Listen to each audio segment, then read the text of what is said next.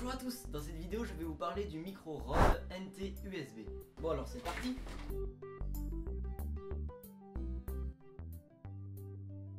Alors pour commencer, quand on ouvre la boîte, on a tout de suite le trépied et le filtre anti-pop qui apparaît.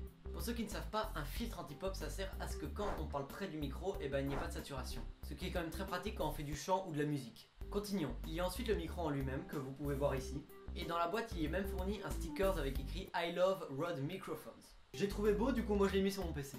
En dessous du trépied on a un câble de 6 mètres, ouais c'est quand même grand, qui permet de brancher son micro au PC. Et ensuite dans la boîte vous avez une pochette qui permet de mettre votre micro dedans quand vous êtes en déplacement. C'est quand même dommage qu'ils aient pas fait une pochette plus grande pour pouvoir mettre le filtre anti-pop, mais bon c'est pas si grave. Bref, maintenant passons aux caractéristiques.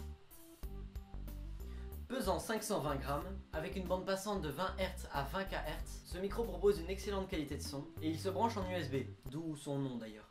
Ce micro sert principalement à capter les sons de près et non de loin. Il sert pour la musique, le gaming ou de l'enregistrement de son. Niveau design, il est raffiné, il est tout en noir, avec deux boutons de mixage sur le côté. Il y en a un pour pouvoir régler le volume du casque, et un autre séparé en deux côtés avec d'un côté un micro et un écran. Celui du micro va servir à augmenter le son sur votre vidéo, et celui de l'écran à capter le son du PC. Donc si pendant l'enregistrement d'un jeu vous arrêtez de parler, qu'il y ait une cinématique ou quoi, et bien le micro pourra capter le son du PC. Il y a évidemment une entrée jack pour permettre de mettre votre casque, et je pense qu'on a tout dit sur les caractéristiques du micro. Maintenant on va passer au test.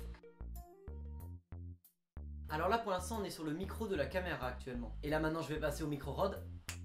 Hop, voilà. Donc voilà, personnellement je trouve que c'est vraiment une bonne qualité de son. De base je n'avais pas vraiment de préjugés avant l'achat de ce micro. En fait c'est en remarquant que beaucoup de youtubeurs l'utilisaient et le conseillaient, et du coup j'ai été tenté et franchement je ne suis pas du tout déçu. Donc je vous le conseille. Bon on va retourner sur le micro de la caméra. Si vous démarrez dans la musique, le gaming ou le stream, je pense que ce micro sera conforme à vos attentes. Alors évidemment ne le prenez pas si votre objectif est de faire des films en extérieur. De 1, le micro est en USB donc il a besoin d'être constamment alimenté. Et de 2, car c'est un micro de studio donc ça sert à enregistrer ce qui est prêt. Et ben je pense qu'on a fait le tour de ce beau micro. En attendant les gens, j'espère que cette petite vidéo sur ce micro vous aura plu. Je vous mets les liens pour vous le procurer.